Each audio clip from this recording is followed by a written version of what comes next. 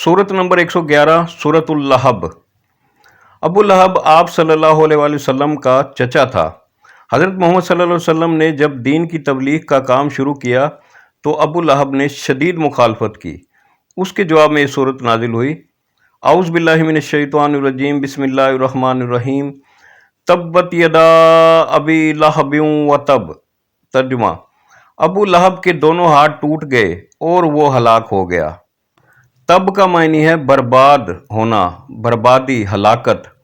तब्बत यदा, दोनों हाथ बर्बाद हो गए, हलाक हो गए या टूट गए। अबी लहब, अबू लहब के। तब्बत यदा अबी लहब, अबू लहब के दोनों हाथ टूट गए, वो बर्बाद हो गया। व तब, और वो हलाक हो गया। मा अगना अनहु मालुहु वमा कसब, और ना तो उसका माल उसके काम आया और ना उसकी कमाई। मा अगना, मा नहीं, ना, अगना काम आया, अनहु उसके, मालुहु उसका माल। मा अगना अनहु मालुहु, ना तो उसका माल उसके काम आया, वमा कसब, और जो उसने कमाया ना उसकी कमाई।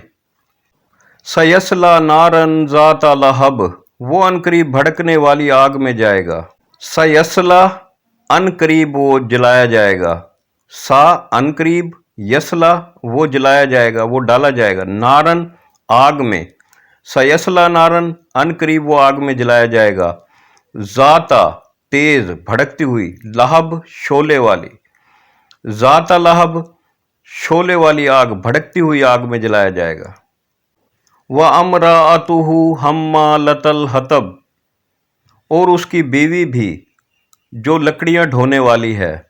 वा और अमरातुहु उसकी बीवी, हम्मालतल हतब लकड़ियां ढोने वाली है।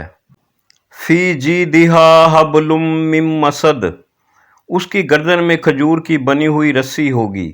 फी में, जीदिहा उसकी गर्दन, जीद गर्दन, जीदिहा उसकी गर्दन।